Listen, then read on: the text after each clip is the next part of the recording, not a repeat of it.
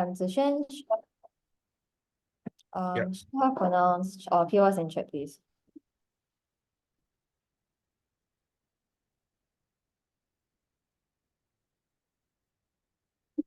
I'll start my speech in 3, 2, 1. Education is supposed to be the great equalizer, insofar as government better achieves this by increasing accessibility to education with high employment. We think we win this debate. First, on what exactly our model will be. We think that we'll be giving money proportionally to the courses based on like the percentage of employed graduates. This changes depending on the market conditions, but also like according to what we predict will become like the more employable course in the future. So for example, like computer science and tech is a sector that keeps growing. We think that we can continue to predict that this like course will become even more employable in the future. But at the point in which, for example, like computer science graduates are unable to find jobs, they are also willing to cut their funding as well. So for example, we are willing to redirect these funds to other more employable courses at the point in which they are like less employable. So we also think that like, especially because it is government funding, we have an obligation to give back to society in the most socially utile ways, precisely because this government funding was obtained via taxation. This also means that we need to protect the most vulnerable people as much as possible when we are using this funding with regards to this university. So what this necessarily means is that we all firstly, we expand the cohort for students for these more employable areas. Why is this the case? Because, for example, we are able to hire more staff to have more classes for for bigger cohort size, right? We are able to employ more professors, we're able to build more facilities. So if there's like engineering, for example, we're able to build more labs to accommodate more students.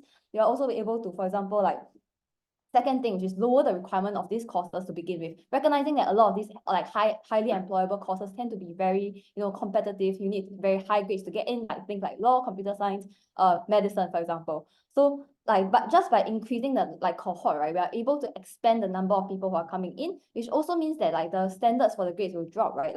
You're able to accept more people as compared to status quo where they are so highly competitive and therefore they only accept the best people. This means that the current we are increasing the number of people who are capable of getting into these courses to begin with. And we think that this is likely going to be vulnerable people, like poor people who we want to protect.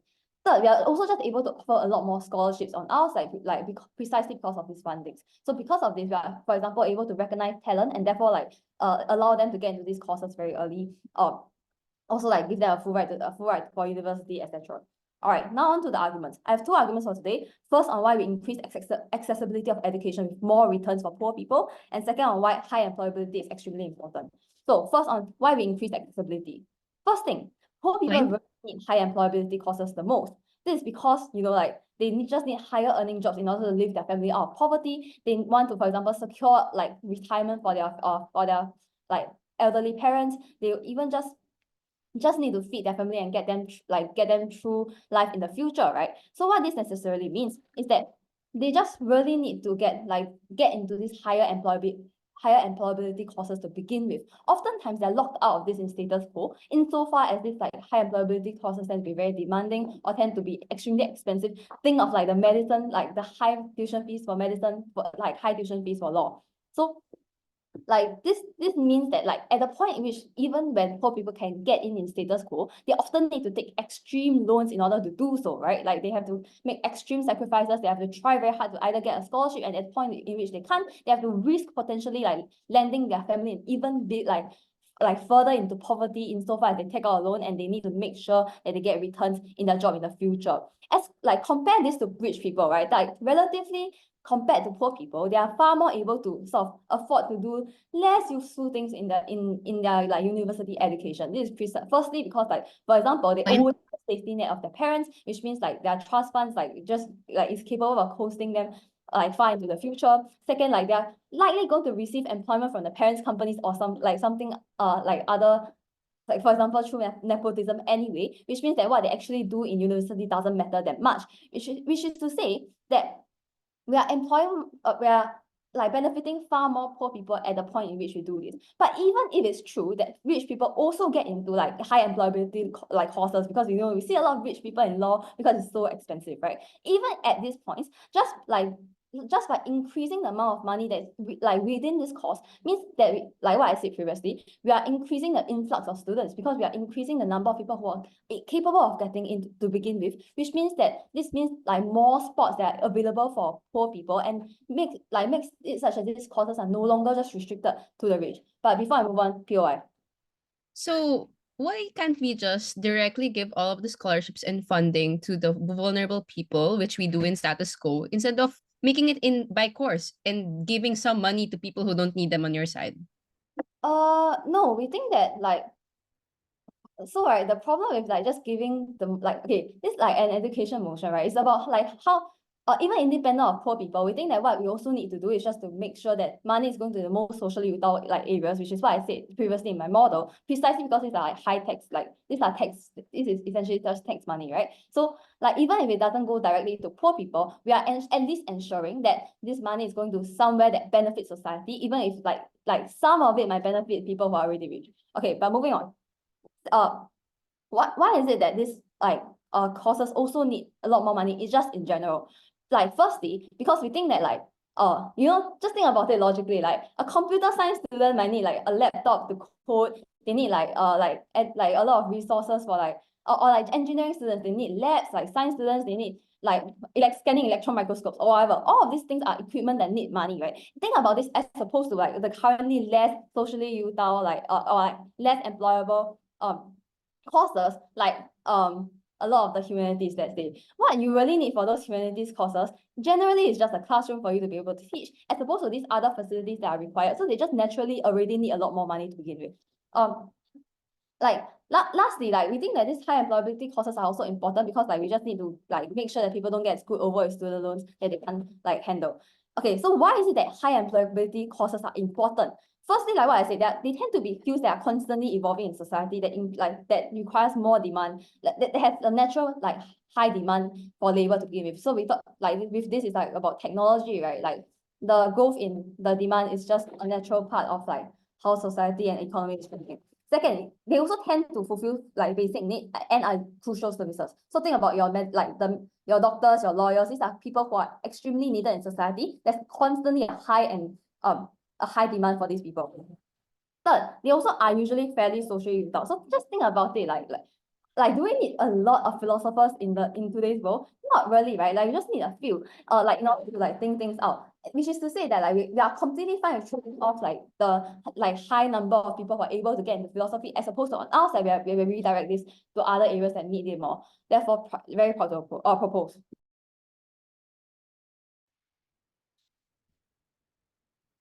Sorry, just give me a second.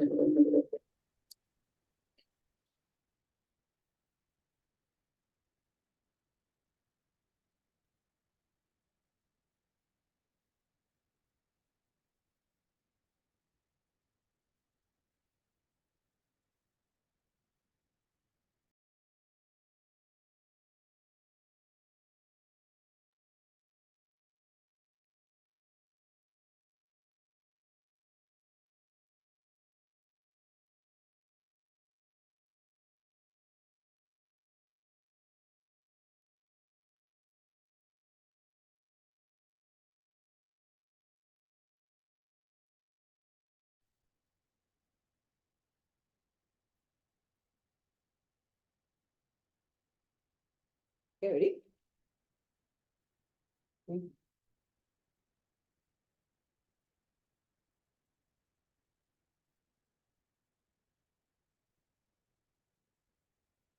Different people go to university for different reasons.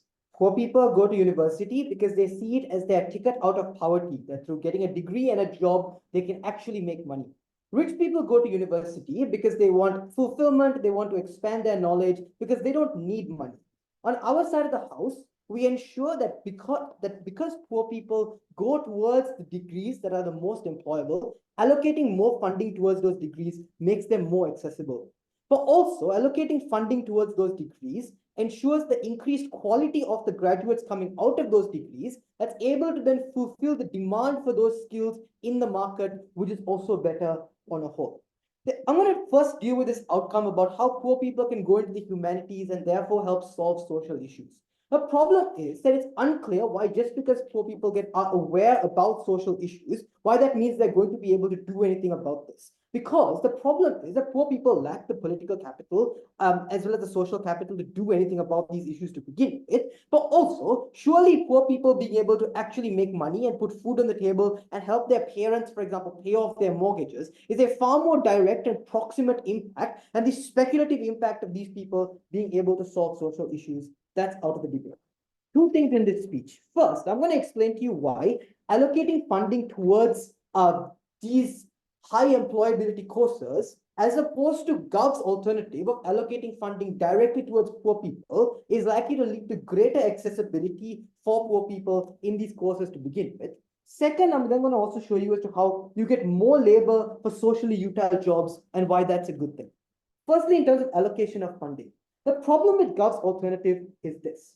In status quo, the reason why part of the reason why many poor people can't go to university isn't just that they can't afford it, but it's the fact that they simply lack the academic results to get into university in the first place. Because as poor people, they are exposed to poorer, for example, schools, less good education, less access to tuition, less time to study because they're working part-time jobs during high school. So they don't get the kind of A's that you require in your A-levels. In order to go to top-class universities, they end up getting B's. The problem with scholarships directly targeted at poor people is the fact that you get your scholarship only after you get accepted into university. I.e., if there's a place for you in university, the government will give you the scholarship. The problem, however, is that because funding for these courses themselves, or because the demand for these courses outweighs the supply for these courses, supply of these courses, many poor people don't have the results to get in, because if you only have a few places within your engineering course, in your engineering classroom, the barrier to entry is going to be higher. So even if there are scholarships available, many poor people aren't going to get in the first place to be able to benefit from these scholarships. And that's why allocating funding towards the course itself is the most important. Because on our side of the house, if you fund the engineering department, you're funding, for example, the increasing capacity of classrooms and laboratories. You're funding the increase of hiring more TAs and more professors, which means you increase the capacity of these courses to begin with, which means the grade barrier to get into the course goes down because you can take in more people, which means poor people can meet the grade barrier in the first place. That's how they can actually benefit from the scholarships on our side of the house. So it is only on our side that actually poor people get in. But secondly, is that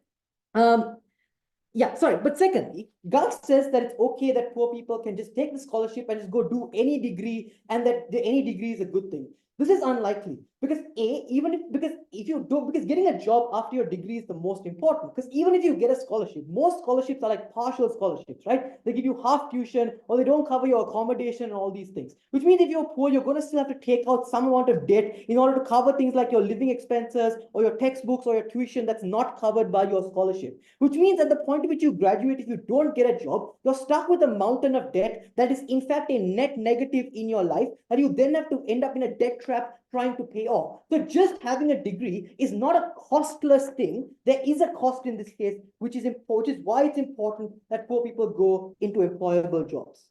Thirdly, they say these courses are funded by corporations who give corporate scholarships. The problem with this is that these are growing fields that we're talking about. So companies are spending more money on investing in things like products and investing in like developing the field and growing the new technology in fields like CS. So they often don't have a lot of spare resources to give things like corporate scholarships to begin with. But secondly, is that corporate scholarships are the greatest victims of things like networking effects, i.e. if your father worked at the company or your father was friends with the company CEO, the rich kid is the one that's going to get the corporate scholarship. It's unclear why poor people can access corporate scholarships in the first place, since they're the least accountable and the most non-transparent. That means it's only on our side of the house that we actually get poor people access to these jobs in the first place. POI. So on your side of the house, you can't just lower the entry requirements to become a med student or a law student because they need to keep the prestige. Of course you can, because entry requirement exists because we have capacity limitations. We extend the capacity, therefore we can accommodate more people. Okay, let's talk about why these are socially utile jobs. And this goes back to Zixuan's analysis about why these jobs have high employability. The reason is because the demand for these services is very high. Has a high employability because people demand tech to be able to improve their lives. Engineering is high employability because people want infrastructure, for example, to be able to improve their quality of life. Nursing and doctoring has high employability because people want healthcare. And therefore, private companies have a greater demand for labor as a result of a greater demand for the service they provide. On our side of the house, we are providing more labor to these socially utile fields at the point to which we can fulfill that demand, allowing companies to provide these services better, which means we actually benefit society. But let's talk about oversaturation. And the response to this goes back to the characterization of what socially utile fields are, because this isn't a debate that happens in a vacuum. In status quo, the most high employable fields are fields like computer science and engineering. And the reason they're high employable is because these are fields that are continually growing. There's new technology being developed every single day. With the development of AI, there's a massive acceleration of growth in these fields. So it's unlikely to be oversaturation insofar as the demand for labor continually keeps growing. So even if, for example, big corporations get saturated, you have new startups that are coming up every day that need to hire more people. So it's unlikely you get oversaturation. But secondly, you also learn transferable skills. So as a CS graduate, your computing skills, for example, are increasingly more useful for fields like engineering, for example, or sciences, which are becoming more digitized, which require these skills as well, which means you can find jobs slightly outside your field and still make a decent amount of money on our side of the house. There is no oversaturation. Proud to propose. Thank you for your speech. I have to invite the second speaker of opposition whenever they're ready.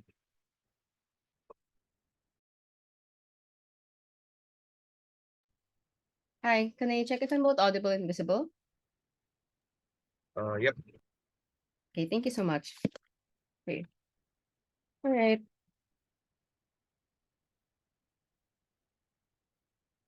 Speech start in 3, 2, 1.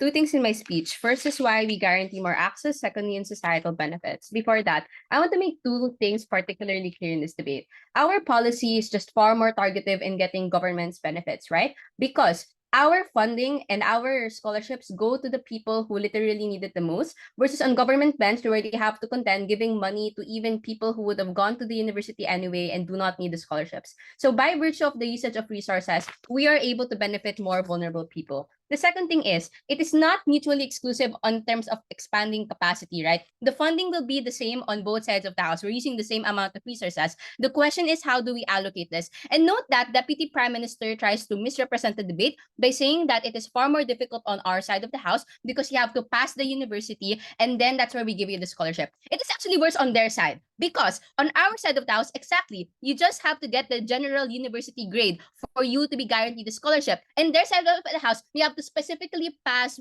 engineering. You have to specifically pass biology, which already inherently has a higher barrier of entry. It is not because of capacity issues, because these universities are still giving the same amount of money and funding, right? The problem is that inherently these courses are just technically difficult, need to guarantee some prestige because you're literally handling very sensitive topics and very sensitive topics and skill sets. And that's why government bench can't just like say that you are able to lower the requirement. But secondly is that they said this debate is more crucial when you're entering university. So they can't just say that we're going to put funding into the high school and primary education where like you are able to make an impact as to whether or not you get to the course that you want to in college. The first thing then is I want to talk about access, right? I want to first just explain why on their side of the house, the courses that they're trying to talk about are probably not the most vulnerable courses because there is market demand in things like IT and nursing, that there's just more actors that are in the market. It's the fact that there's a guarantee of more students here that is in general there's more private universities and other third actors. It's not just companies companies and people who do things like nepotism. It's also like legit literal universities that aren't run by the state. And the reason as to why they have an incentive to be meritocratic is because they want to have students to go into them. And generally students don't want to go in a university that is very biased and they will not credit their hard work. But secondly, this is different from what we explained because inherently some courses are some courses are not meritocratic. It's the fact that because as government explained to them as well, it's the fact that certain courses tend to have a higher concentration of people from the elite because it's these people that do very well in high school. It's these people that have connections with parents in the industry, and that's why they are able to fare well in those classes and beat out the competition. But secondly, then is that means that all of the courses that we explained are ones that are fairly accessible, like IT and nursing. They said that there are some courses that poor people will naturally want. The thing is, we don't know what people actually want. And that's why the state is able to guarantee more choice on our side when we target it on people's financial needs, instead of making an assumption that everyone wants to go in this particular course and then locking them into that. The second thing then is just they said that you will lower entry requirements. Again, this is not part of the debate. Most of these courses want to ensure quality, and that's why they will make the barrier high, right? And there are then means certain people that will not be able to make in engineering and med courses because they lack the entry requirements to do so. That means, an implication of that is that a lot of poor people will have to end up in less prestigious courses and those quote unquote that are less unemployable.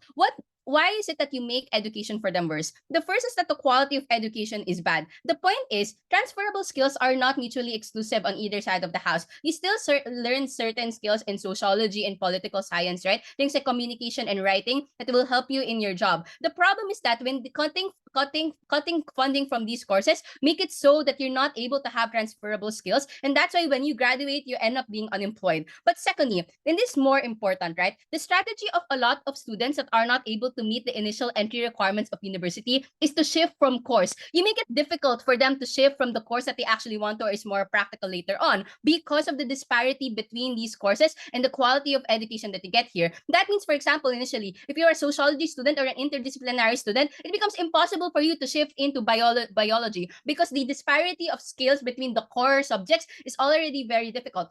Obviously, there is still some differences with the subjects, and that's why it's so difficult to shift. But the question of the debate is about extents, because this is where it is more more crucial. Before that, POI.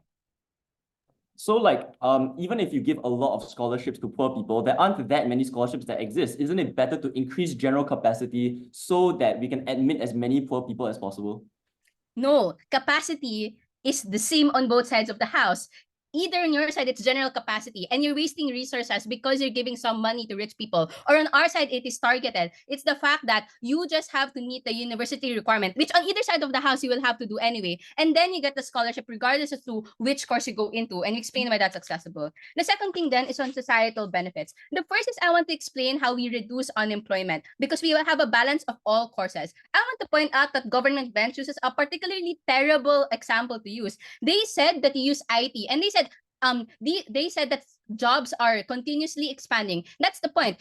Jobs are continually expanding and we have a lot of innovation. The problem is that we don't know if the course that you're studying with is going to be employable. The presence of things like automation and technology makes it such that no course is particularly safe. Not even law and medicine, which are currently in the development of being automated because of the interest of private entities. That means then that the best course of action for any state university is to balance all courses because that's how you reduce risk. And that means that we have less of these things where you have to adjust adjust literal educational structures, which was government policy. And even if you're able to do that in the best case of gov, it's a fact that on their side, so many people are left without a job because you saturate the market and you left people locked into courses that otherwise wouldn't have happened if you didn't trigger a mass exodus of people going to a course, oversaturating it, and then it being succumbing to automation. The last thing is, what makes things socially utile? They explain a lot of demonstrations as to what doctors and engineers make socially utile. We don't rebut that, but it's also true, right? That people who become politicians are those that decide legislation. People who go into sociology are those who build charities that reach the most poorest and fringes of society. And economists are the ones that ensure that we don't get into recession. The fact of the matter is that these courses are socially utile, and when the state deprives them of funding, not only do you make it lock into the rich, you literally signal to the entire society that they're not important, which is bad because you need people to be in these courses to begin with, and that's what makes them socially important. For all those reasons and more, we're very proud to oppose things.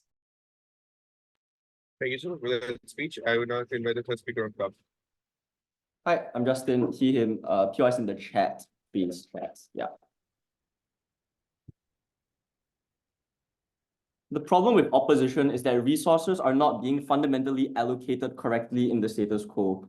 Poor people want to go into rich jobs. They want to get into these courses, but are being denied fundamentally from being able to access higher echelons. That is something that we need to propose on our side of the house. First question, who needs more money? The intuition from opposition is to say that these courses are already in demand and already have resources. The first thing I would note is that this might be true in absolute terms, but we already explained that we needed as much money as possible going into these courses so that we can maximize resources to increase the quality of education for the people who are able to go in, particularly because we explained that demand for the labor from these courses was going to be really high. That's why we needed more resources to commensurately get along with that increase in labor demand. But secondly, Zixuan explains in Prime Minister that we need more resources per head that enters into these courses because of things like facilities, like networking events, like work experiences and internships. There's so much money that is being required to enter into these courses to make it a high quality education as compared to just buying a book for a philosophy course.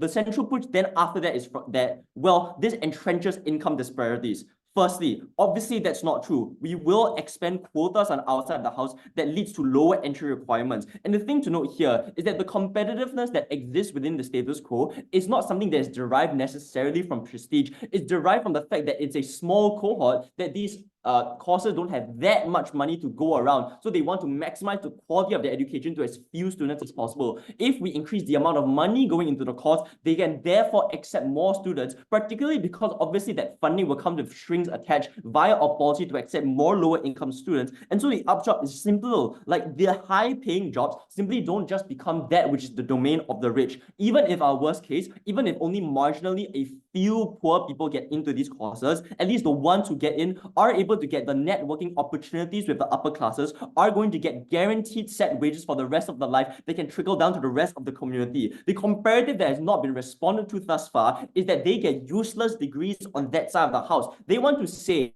that they can still get a decent middle class life, but that's absurd. On one level, there's a large amount of opportunity cost that comes from entering into university, when you need to pay mountains of student loans and debt, when you miss out on crucial work experiences, when you're still going to get stuck in a dead-end job, when you might just work a vocational job at the end of the day. The problem is that on that side of the house, people are sold a goddamn lie. They are told that if they just make it into university, they are able to make it for the rest of their life, but they are sold the shittiness that is getting a useless philosophy degree at the end of the day. So the comparative is just much worse on that side of the house, even if they somehow get more scholarships. But the second response I will highlight is that poor people obviously are able to go in response to what they say. For one, education in high school broadly exists for a lot of the subjects that we're talking about. Like, I mean, you can study biology in most high schools. I don't know what they're talking about. Khan Academy exists. I don't think anyone teaches law in your prep schools anyways, but more noticeably, poor people generally work the hardest. Their intellect, their hardworkingness shines through on aptitude testing that can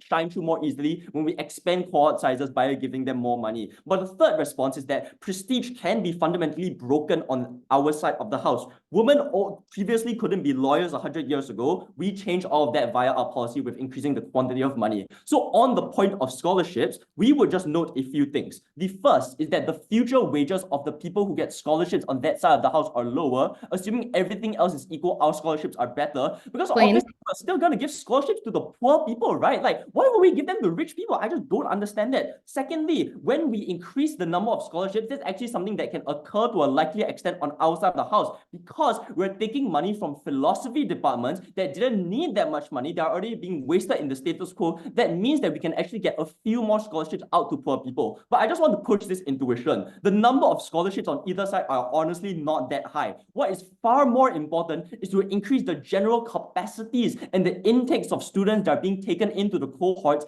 That is more likely to, on aggregate, increase the total net incomes of poor communities. The last thing then I'll weigh up is that what about the funding to the humanities and like social causes and things? Firstly, academia has never been the leaders of movements. They've always come from the ground up. You can still participate on Twitter and Instagram, even if you weren't taught Foucault. Secondly, these courses are actually still relatively accessible. Just because we cut funding to the departments doesn't mean that like the cohort sizes will shrink significantly, because for these types of courses, they don't need that much money. That was our intuition. But the third, again, is that it is just genuinely a waste of time. Even if you got the paper at the end of the day in these courses, your wages were going to be low. lower, in addition to all the opportunity cost that we talked about, I don't think any of this was important. On weighing, the social sciences did not need funding. The chance of people Fine. getting into higher courses that would grant them more money to a large and significant extent was important. If education ought be instrumental in the round with regards to universities, that is something we won on. Point.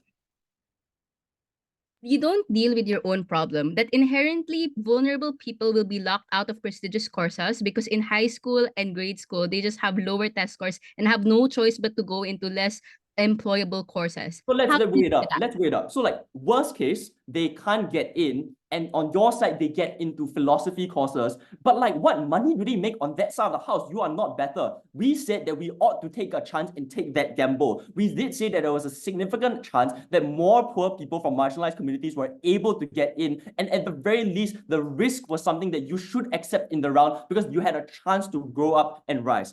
On markets then, the push from them is to say that we oversaturate the market. But this is all obviously contingent on us being wrong in identifying which markets are necessarily going to grow. We explained that the field that we were talking about would change according with market situation, and that universities and governments were likely to predict it well. Obviously, they have all the data and information. Obviously, universities want to like ensure they do this as best as possible so they can point to recruit, like so that when they recruit, they can be like, my graduates earn like $10,000 upon graduation, things like that. Secondly, we just pointed out that even if there was a mild sense of oversaturation, generally speaking, the skills that were inculcated within these courses were far more utile to the economy. So broadly, things like writing skills that you learn in the social sciences can still be generally taught wherever you are, whether you're in university or not. But the specifics of coding, of medicine, of studying the law were exclusive to these courses and were thus more important to teach everyone. But notice, particularly for the individuals, even in the worst instances, again, where there is indeed oversaturation, even if they lost their jobs, the fact that they have a fancy computer science degree meant that they could always find jobs in other fields. They could always work in HR departments. So what you should weigh at the end of the round is that these courses needed subsidization so that poor people could enter. The social sciences were not that important. Universities need to be education focused. That's why we were proud to propose. Thanks so much for your speech. I would now like to invite the third speaker, Paul. Hi, can I get a confirmation from both audible and visible? All right, Yep. thank you. I'm gonna take PYs through chat.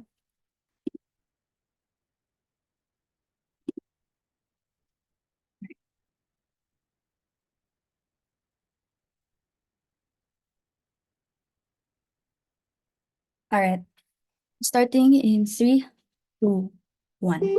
Employment is arbitrary. It is based on uncontrollable factors such as privilege and networks. When you base the state's resources in this ever-fleeting veneer of utility, this is where you further magnify the disparities of the educational system. Before I move on to any issues, I want to quickly dismantle their discussion on capacity and the use of tangible resources on their side of the house.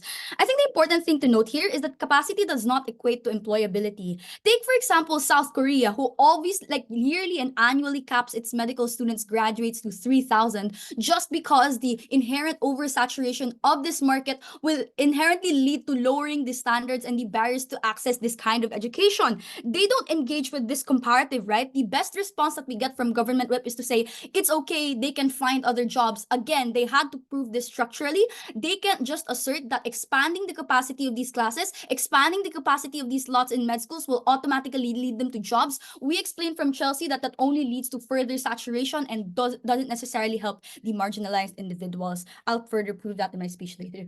First issue, where do we best get to protect the vulnerable students in this debate? How do you ought to weigh this? The first is, I think, poor people will still be practical if DPM says that the reason why poor people enter into these colleges is for them to get jobs, right? So it's factors such as economic forces that drive them to help their family to go to college. It's factors such as social forces that, their parents convince them to enter into med school, to law school, to enter into economics so that they can land a high-paying job. It's factors such as social utility, the fact that you're still able to tangibly contribute.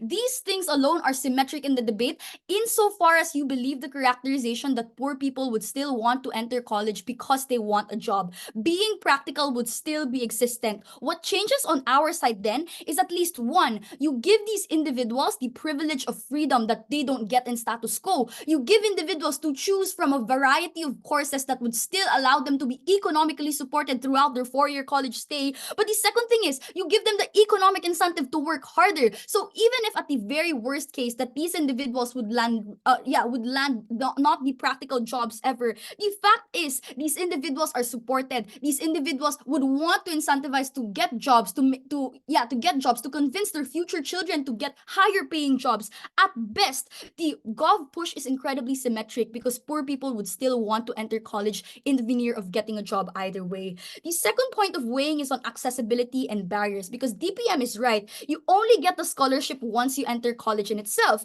But one, right, they can just lower the barriers to accessing med school. Even if you're poor, you still have to be, at a level of, you still have to be smart. You still have to pass the MCAT. You still have to pass all of these educational requirements that they so say poor people can access when they're in their high school years. But two, if they say that the vulnerable actors are the ones that get Bs, the ones that get Cs, the ones that doesn't necessarily stand out from the graduating class, then you further the disparity between poor individuals, because at best you only get a margin of small individuals who are poor, who are underprivileged, who are able to access the highest MCAT scores, who are able to pass the law admission exams, who are able to pass the medical admission exams. This means to say that if you only give support to those small poor individuals, then obviously you despair the individuals who want to go to other courses, who want to probably go into HR, who want to go to a 4-year degree that would still probably land them a job, even if it's not as prestigious as government whip says. But the third thing I'd like to point out in this point of weighing is the comparative, right, on philosophy courses that they so deem as useless.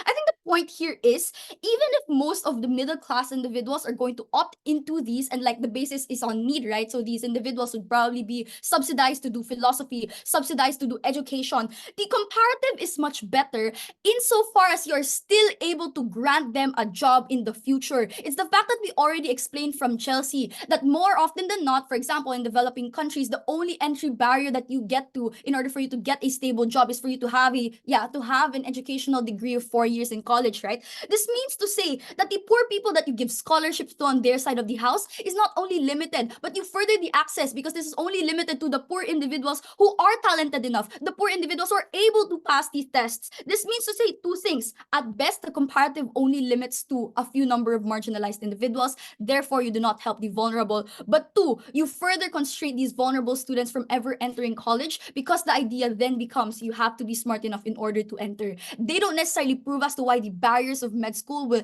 eventually lower just because you expand capacity. That doesn't necessarily mean to say the case, right? If you expand the capacity to 1,500 students, it doesn't mean to say that the standards of going into med school will change. Before I explain why the educational system becomes better on our side, POI. Look, you can't just rebut the example, right? Deal with the actual analysis that the reason why the standards will go down is because there's a high demand for labor in these fields that governments need to fulfill. Okay, the problem is, how do you get to med school, right? You have to be smart. You have to at least pass a certain exam that, prepares you rigorously in order for you to enter med school. You don't necessarily prove as to why inherently expanding the capacity to 5,000 students will make these standards lower. You had to prove that in your speech, given the fact that you already characterized that most of these students in high school are already disparaged, like they're already vulnerable, therefore they might not have the best grades, they might not have the best connections, means to say that even if capacity is big, it is still probably the more privileged and not the marginalized who are able to get these slots in med school. The second issue I want to talk about is on the educational system and why we think it becomes better on our side of the house. How do you ought to weigh this? I think on two things. The first is the cyclical narrative that happens on their side of the house. If you further emphasize the need and if you further prioritize the courses that you deem as employable, which again is incredibly arbitrary and they don't engage with this comparative, notice government whips language. They say that you leave the individuals to engage in social justice causes through Twitter, through Instagram. Notice like the comparative there is just more surface level and bad, right? But you further the narrative that Hume's courses are inherently not as important in comparison to STEM courses, which is the very narrative that they try to dismantle from PM, right? So this means to say that you don't equalize the educational field. You prioritize these STEM courses that you deem so as employable, which we already explained earlier are dependent on arbitrary factors. But the second thing I'd like to point out is the importance of Alex's extension on universities, because they don't engage with the possibility that if this actually happens in status quo,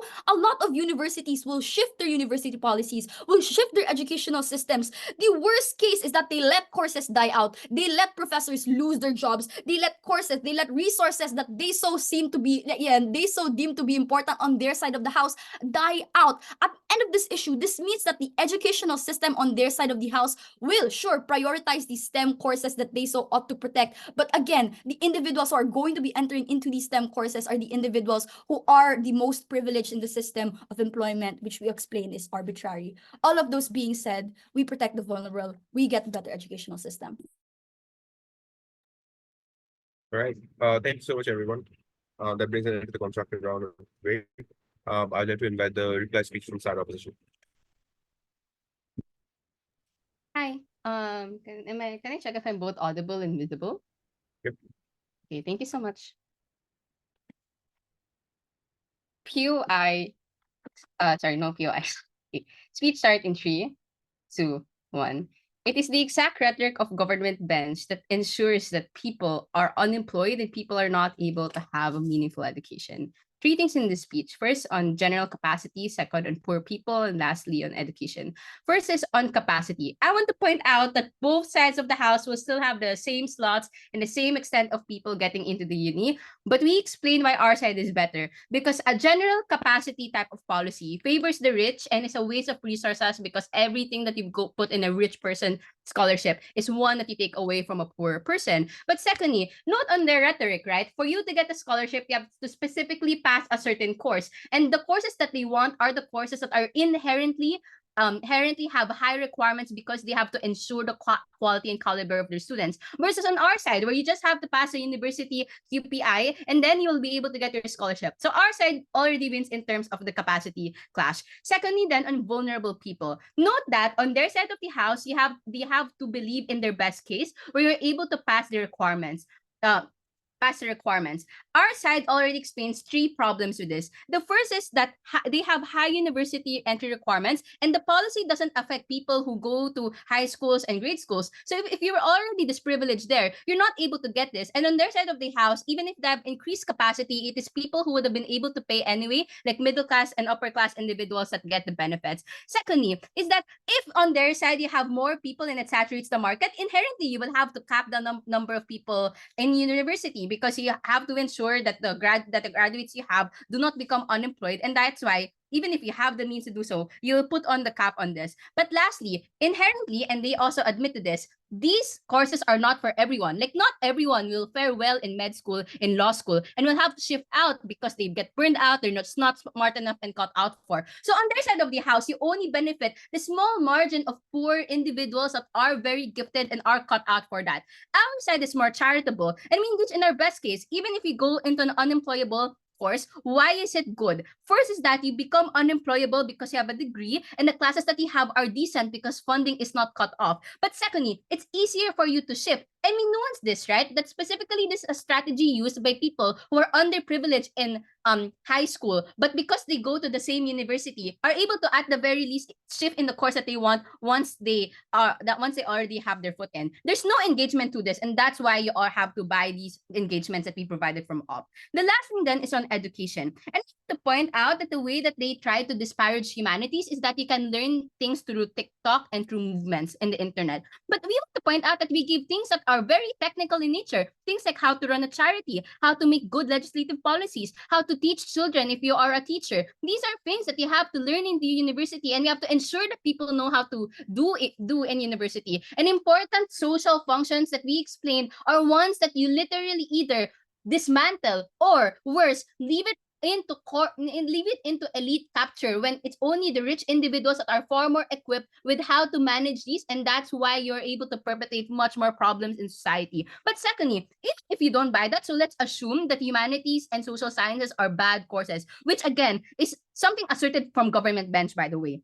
It's the fact that on their side, you just have more likelihood of mass unemployment. And explain why this was important, right? It's unsure whether or not you have employability on a certain course. And they also gave the analysis. It's the fact that automation and innovation exist. It's the fact that market forces are often unpredictable. On their side, states will adjust the amount of courses that they do, that they fund. But at that point in time, you now have large swaths of people in ComSci that are unemployed, versus on our side, where we don't trigger a saturation to begin with. And because the funding is spread into so many courses, even if some courses become unemployable in the future, not a lot of people get affected by this. Therefore, in front of one, engagement, two, on the mass of people, and thirdly, in vulnerability, it is side opposition that was able to meaningfully weigh why we win. So we're very proud to oppose. Thanks. Thank you so much for your speech. I would now like to invite the Gov reply.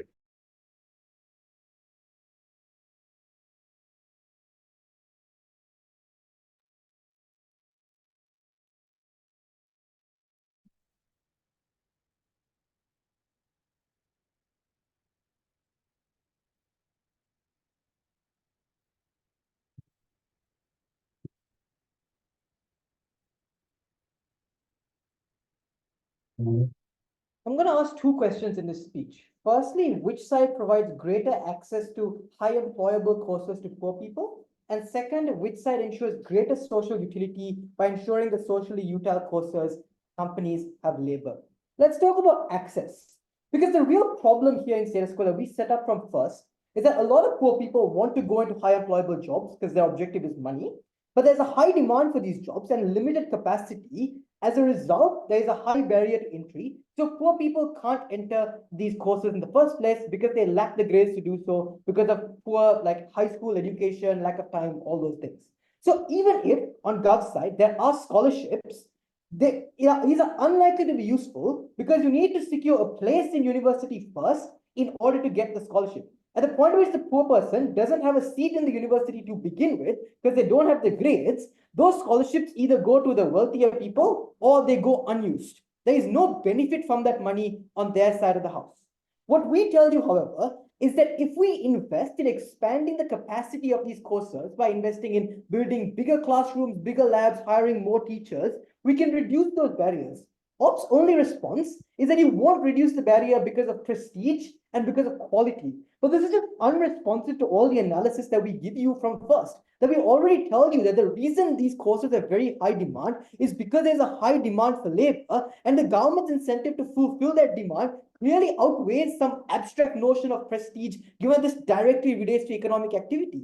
But in terms of quality, we also told you that we can improve the quality because we have more investment. So you aren't going to have overcrowded classrooms. You build the capacity first and then you fill it. Therefore, you can ensure quality by reducing the barriers. So it's actually only on our side of the house that more poor people get into university because they can actually meet the new grade requirements, which is when they can actually benefit from the scholarships and get employment. Gov's claim is that the comparative here is this, therefore. On Gov, poor people get scholarships, but they're forced to go into low employability courses like philosophy because these are the only ones with the low demand that they can meet the low barrier to entry to get into. And the cost of this is that you waste 4 years of your life that you could have been spent earning. You end up in debt at the point at which you only have a partial scholarship that doesn't cover things like accommodation. But the ops case is okay, but you can get some job. No explanation as to why this some job is going to help you actually make ends meet, actually make up for the 4 years that you wasted going to university, or going to help you pay back the debt that you have at the end of that. That's why that trade-off is something that wins in our favor. We get more poor people into high employability courses, and we save the rest from having to go to university in the first place. That is the comparative win on-site government. Secondly, then, let's talk about employability and social utility. This first argument on their side is on oversaturation. But notice this is a very generic argument that's unresponsive to the characterization of what these jobs actually look like. Because the high employable jobs right now are CS jobs and engineering jobs that are continually growing as a result of the AI revolution, as a result of, for example, the increasingly new rate at which technology is developing. So we mitigate the extent to which oversaturation happens.